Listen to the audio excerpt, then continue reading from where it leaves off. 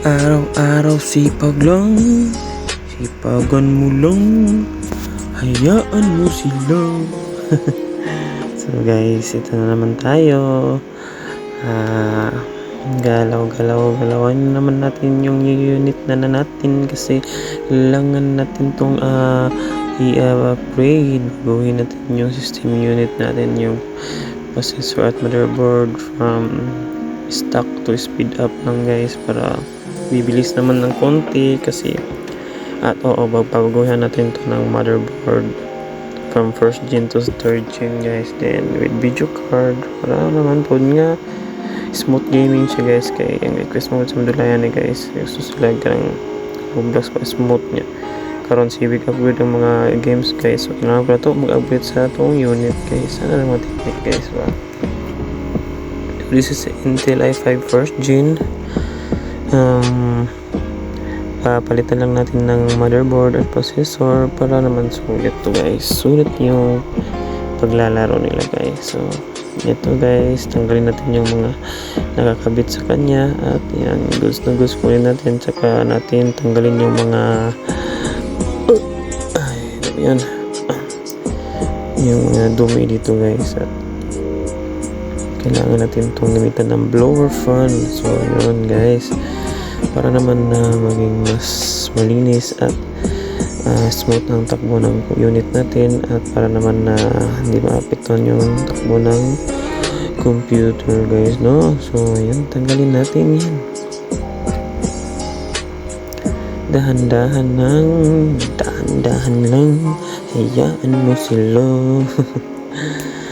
Kay bigat ng unit guys, bigat ng chlorinated na supply guys. So dyan na muna yan, close muna natin itong box. Alright.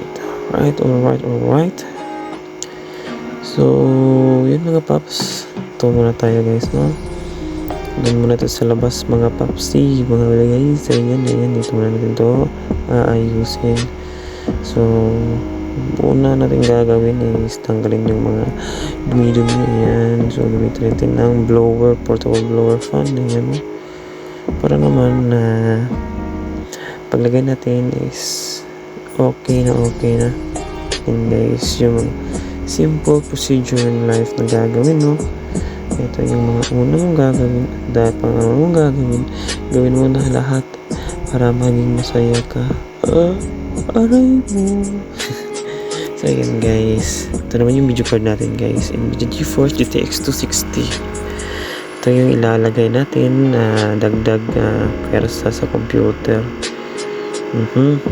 Bagay naman kasi guys, kasi chlorinated yung supply niya para smooth yung takbo. Ayan guys, so lagyan natin ito ng fan para hindi masyadong mainit kasi nasa box kasi guys yun ito yung third gen nga i5 natin. Ito yung papalitan natin sa first gen.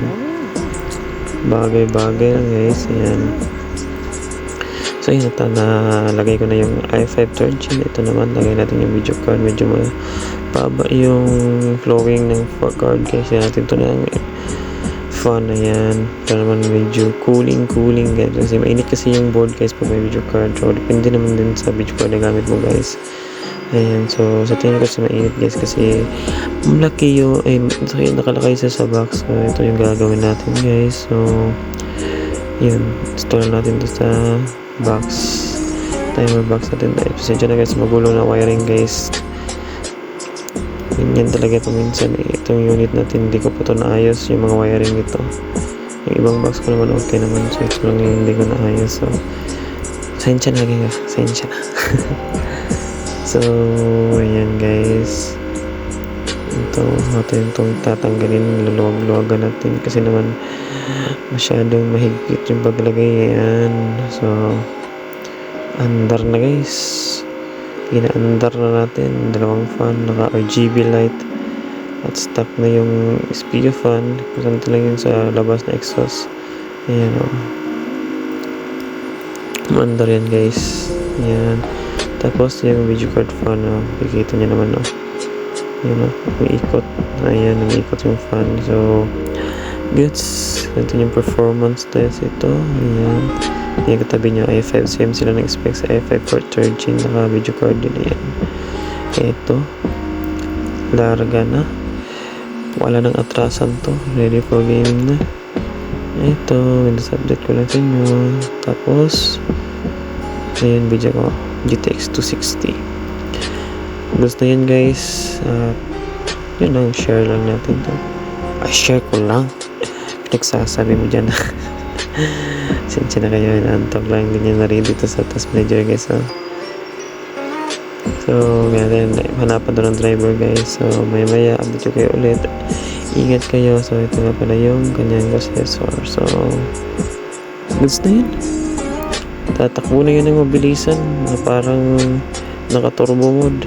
Ayan o. So, alright. Thank you for watching.